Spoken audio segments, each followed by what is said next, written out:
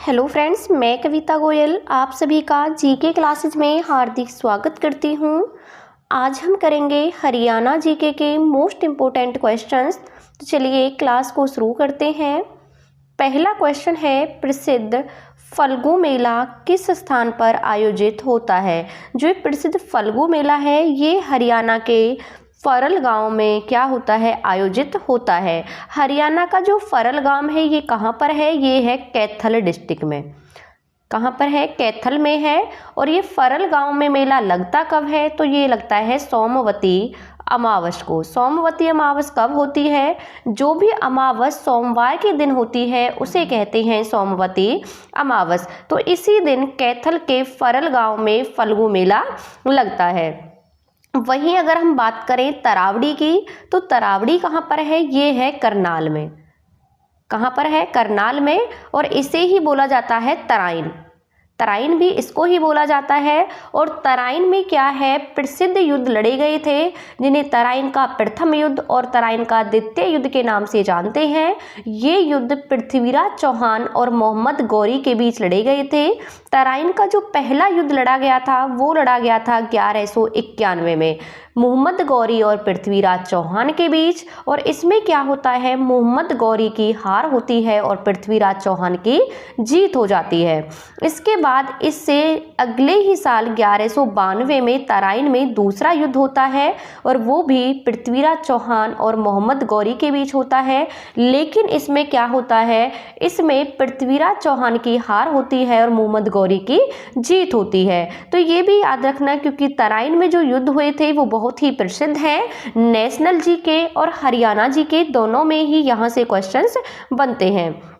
वहीं हम बात करें फतेहाबाद की, तो फतेहाबाद में लगता है प्रसिद्ध मेला दशहरा का मेला। किसका लगता है, दशहरा का मेला। दशहरा का प्रसिद्ध मेला फतेहाबाद में लगता है। फतेहाबाद शहर की हम बात करें तो इसे फिरोज शाह तुगलक ने 1151 ईस्वी में बसाया था। नेक्स्ट क्वेश्चन है, राजा हर्षवर्धन के समय हरियाणा का कौन सा नगर वैभव संपन्न था। तो ये था थानेसर, जो कि कहाँ पड़ता है, कुरुक्षेत्र में। राजा हर्षवर्धन के समय सबसे वैभव संपन्न था। और इस थानेसर को हर्षवर्धन के प्रसिद्ध पुस्तक में श्रीकंठ जनपद कहा गया है। कई बार पूछा गया है कि थानेसर को किस नाम से पुकारा गया है, तो हरियाणा का पूछें या थानेसर को पूछें, दोनों को ही हर्षवर्धन ने श्रीकंठ जनपद कहा है। हरियाणा और थानेसर को किसने, बाणभट्ट ने। बाणभट्ट कौन थे, हर्षवर्धन के दरबारी कवि थे। कौन, बाणभट्ट। बाणभट्ट की जो पहली राजधानी थी वो थी थानेसर। दूसरी राजधानी बनाया था थानेसर उसने, हर्षवर्धन ने किसको बनाया था, कन्नौज को बनाया था। हर्षवर्धन अपने समय के उत्तर भारत के सबसे शक्तिशाली शासक थे। ये 605 ईस्वी में, कब, 605 ईस्वी में ये कहाँ पर बैठे थे, गद्दी पर बैठे थे। कब, नहीं सॉरी, 605 में इनके भाई की मृत्यु हो जाती है। 606 में इनका एक प्रधानमंत्री था जिसका नाम था भंडी। क्या नाम था, भंडी। भंडी के परामर्श से 606 ईस्वी में किस पर बैठे थे, गद्दी पर बैठे थे। और उस टाइम मात्र इनकी आयु कितनी थी, 16 वर्ष की थी। और जो इनके दरबारी कवि थे वो कौन थे, हर्षवर्धन। वहीं चीनी यात्री ह्वेन सांग का कई बार पूछा गया है कि वो किसके शासनकाल में भारत आए थे। तो जो हर्षवर्धन के शासनकाल में ही चीनी यात्री ह्वेन सांग कहाँ आए थे, भारत आए थे। जो ये है हर्षवर्धन, इनका शासनकाल था 606 से लेकर 644 ईस्वी तक। वहीं इन्होंने बहुत सारी उपाधियां धारण की। कई बार पूछा जाता था महाराज धीराज की उपाधि। महाराज धीराज की उपाधि किसने धारण की थी, हर्षवर्धन ने। परमेश्वर की उपाधि एक की थी ने परम भट्टारक की उपाधि। कौन सी, परम भट्टारक। ये उपाधियों से क्वेश्चंस कई बार पूछे जाते हैं। परम भट्टारक की उपाधि को किसने किया था धारण, हर्षवर्धन ने किया था। परम भट्टारक का अर्थ होता है सबसे बड़ा सहायक। आपसे पूछा जाए कि परम भट्टारक का अर्थ क्या होता है, तो ये होता है सबसे बड़ा शासक। क्या होता है, सबसे बड़ा शासक।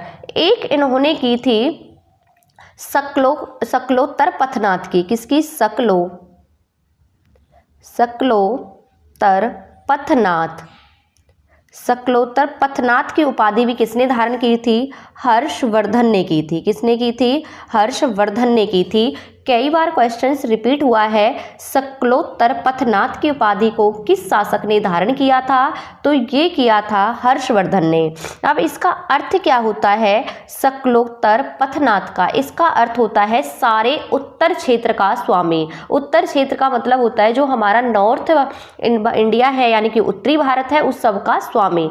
तो उस सब का स्वामी उस टाइम कौन था? हर्षवर्धन था। इसीलिए इन्होंने उपाधि धारण की थी शकलोत्तर पथनाथ की। एक क्वेश्चन यहाँ से पूछा जाता है नर्मदा का युद्ध।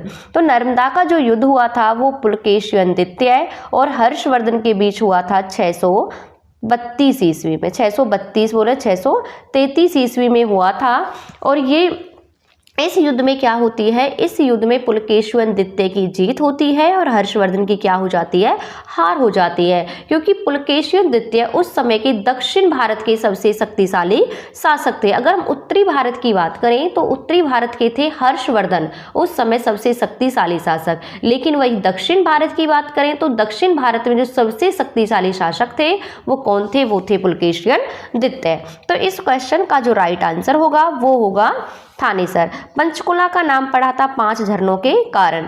फरीदाबाद का नाम पड़ा था बाबा फरीद के कारण। तो फतेहाबाद को बताया था अपने बेटे फतेह खान की याद में फिरोज शाह तुगलक ने। अब नेक्स्ट क्वेश्चन है हरियाणा के सर्वाधिक लंबी सेवा में रहने वाले राज्यपाल कौन थे? सबसे लंबी सेवा में जो राज्यपाल थे हरियाणा के वो थे वीरेंद्र नारायण चक्रवर्ती। अगर वहीं हम सबसे छोटे कार्यकाल की बात करें, इनका तो था सबसे बड़ा। वीरेंद्र नारायण चक्रवर्ती का जो शासनकाल था वो सबसे बड़ा था, सबसे लंबी सेवा में रहने वाले थे। लेकिन वहीं हम बात करें सबसे कम कार्यकाल की तो वो था ओम प्रकाश वर्मा। किसका था? ओम प्रकाश वर्मा का जो कार्यकाल है वो सबसे छोटा था। वहीं हरियाणा के प्रथम राज्यपाल की बात करें तो हरियाणा के प्रथम राज्यपाल थे धर्मवीर। वर्तमान में जो राज्यपाल है वो है बंडारू दत्तात्रेय। नेक्स्ट क्वेश्चन है गढ़ी सांपला में किस स्वतंत्रता सेनानी का जन्म हुआ था? जो गढ़ी सांपला है उसमें जन्म हुआ था चौधरी छोटू राम का। किसका हुआ था? चौधरी छोटू राम का। गढ़ी सांपला है कहाँ पर? ये है रोहतक में। कहाँ पर है? रोहतक में। अब गढ़ी सांपला का नाम बदलकर छोटू राम नगर रख दिया गया है। अगर हम इनके जन्म की बात करें कि इनका जन्म कब हुआ था तो जो ये सर छोटू राम है इनका जन्म हुआ था 24 नवंबर 1881 को। 1881 को उनका जन्म हुआ था। और भांगड़ा बांध जो है उसका जन्मदाता भी किसको माना जाता है? ये माना जाता है सर छोटू राम को। सर छोटू राम को किसानों का मसीहा भी कहा जाता है क्योंकि इन्होंने किसानों के हक के लिए काफी लड़ाइयां लड़ी थी। जिमीदारा लीग की स्थापना भी किसने की थी? ये भी चौधरी छोटू राम ने ही की थी। वहीं हम देवीलाल की बात करें तो देवीलाल का जन्म सिरसा जिले के तेजा खेड़ा गांव में हुआ था। कहाँ हुआ था? तेजा खेड़ा गांव में। और जो चौधरी देवीलाल है ये भारत के उप प्रधानमंत्री भी रह चुके हैं। वहीं अगर हम बात करें लाला लाजपत राय की तो लाला लाजपत राय का जन्म पंजाब में हुआ था, लेकिन उन्होंने अपनी कर्म भूमि बनाया था हिसार को और इन्हें पंजाब केसरी के नाम से जाना जाता है। वहीं बात करें दीनदयाल शर्मा की तो दीनदयाल शर्मा का जन्म 1863 में, कब? 1863 में झज्जर जिले में हुआ था। आपसे पूछा जाए कि दीनदयाल शर्मा का संबंध किस जिले से है तो वो है हरियाणा के झज्जर जिले से। नेक्स्ट क्वेश्चन है हरियाणा के किस इलाके में तीसरी शताब्दी में योद्धियों का शासन था? तो हरियाणा का कौन सा इलाका था जिसमें तीसरी शताब्दियों में योद्धियों का शासन था? तो ये था कहाँ पर? रोहतक। रोहतक और एक और है सिरसा। रोहतक और सिरसा में उस समय तीसरी शताब्दी में योद्धियों का शासन था। वहीं हम इनकी राजधानी की बात करें कि योद्धियों ने अपनी राजधानी किसको बनाया था तो इन्होंने बनाया था नौरंगाबाद को। कहाँ से किसको बनाया था? नौरंगाबाद। नौरंगाबाद की बात करें तो हम हरियाणा के भिवानी जिले में हैं और यहीं से इनके सिक्के भी प्राप्त हुए हैं। कई बार पूछा जाता है कि हमें योद्धियों के सिक्के कहाँ से प्राप्त हुए हैं तो नौरंगाबाद से हुए हैं। नौरंगाबाद भिवानी में है और इसको योद्धे ने अपनी राजधानी बनाया था। वही एक पूछा जाता है अर्जुनायन गणराज्य। कौन सा? अर्जुनायन। अर्जुनायन गणराज्य है, तो ये कहाँ था, ये था महेंद्रगढ़ जिले में। इसका संबंध कहाँ से था, महेंद्रगढ़ जिले से था। एक आता है आपका कुनिंद, कुनिंद भी कई बार पूछा गया है, कुनिंद गणराज्य का संबंध, तो इसका था अंबाला। कहाँ से था, अंबाला। तो तीनों गणराज्य आपको याद रखने हैं। योद्धियों का जो था संबंध वो रोहतक और सिरसा से था, अर्जुनायन का था महेंद्रगढ़ से, और कुनिंद गणराज्य का संबंध था अंबाला से।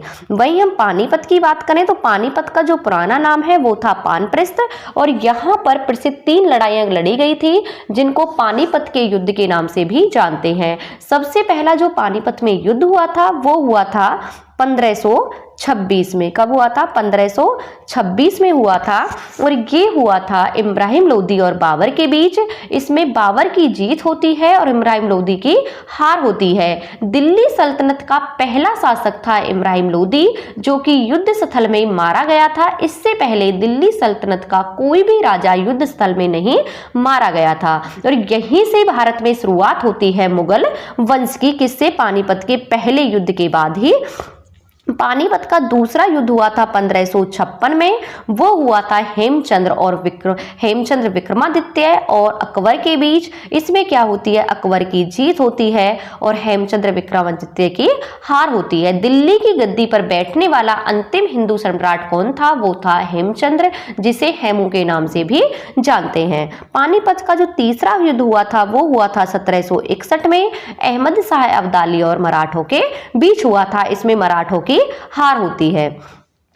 वहीं हम हिसार की बात करें तो हिसार को 1354 में बसाया था किसने, फिरोज शाह तुगलक ने। गुजरी महल, लाठ की मस्जिद, ये सब की सब कहाँ हैं, ये हैं हिसार में। हिसार का जो पुराना नाम था वो था हिसारे फिरोजा। तो इस क्वेश्चन का राइट आंसर होगा आपका रोहतक।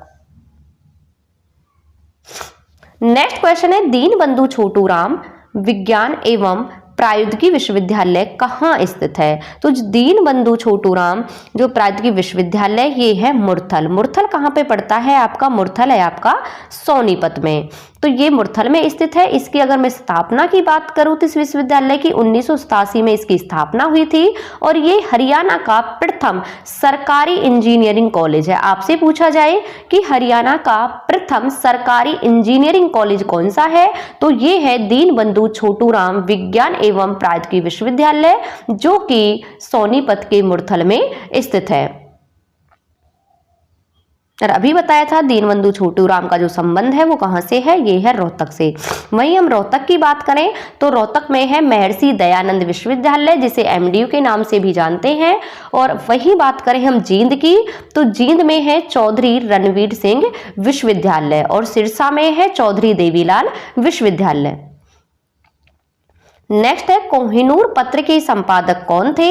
तो कोहिनूर जो पत्र है उसके संपादक थे बाल मुकुंद गुप्त, और ये एक स्वतंत्रता सेनानी भी थे। संपादक होने के साथ साथ ये स्वतंत्रता सेनानी थे। इन्होंने लाहौर से उर्दू पत्र कोहिनूर का संपादन किया था। कब किया था, 1888 से 1889 के बीच इन्होंने किया था। इनके अगर अन्य पत्र की बात करें तो अखबारे चुनार बहुत प्रसिद्ध हुआ था, अखबारे चुनार। एक था इनका कौन सा था, भारत प्रताप। कौन सा था, भारत प्रताप। ये भी क्या था, इन्हीं का ही समाचार पत्र था। एक था भारत प्रताप, अखबारे चुनार, कोहिनूर पत्र, और एक था भारत मिश्र। भारत मिश्र ये सब की सब किसके थे, बाल मुकुंद गुप्त के थे, जो कि एक संपादक होने के साथ साथ स्वतंत्रता सेनानी भी थे। वहीं अगर हम बात करें श्री राम शर्मा की, तो श्री राम शर्मा की जो हरियाणा का इतिहास, कई बार पूछा गया है कि हरियाणा का इतिहास किसका है, किसने लिखा था। तो हरियाणा का जो इतिहास है वो था श्री राम शर्मा का। एक था हरियाणा के नवरत्न, ये किसके हैं, ये हैं श्री राम शर्मा के। पंडित नेकीराम शर्मा, पंडित नेकीराम शर्मा ने एक पत्रिका निकाली थी 1930 में, बहुत ही ज्यादा प्रसिद्ध हुई थी, संदेश। कौन सी थी, संदेश। कई बार रिपीट हुई है कि संदेश किसकी थी, तो संदेश थी नेकीराम शर्मा की, जो कि 1930 में निकाली थी। और कहां से निकाली थी, ये निकाली थी भिवानी जिले से। तो इस क्वेश्चन का राइट आंसर है बाल मुकुंद गुप्त। नेक्स्ट है, शीश महल कहां पर स्थित है। जो शीश महल है वो कहां पर स्थित है, तो ये है आपके गुरुग्राम में। कहाँ पर है, गुरुग्राम में है। वही हम बात करें करनाल में, तो करनाल में है नेशनल डेयरी रिसर्च इंस्टीट्यूट, जिसकी स्थापना हुई थी 1955 में है। कुरुक्षेत्र में है कल्पना चावला तारामंडल।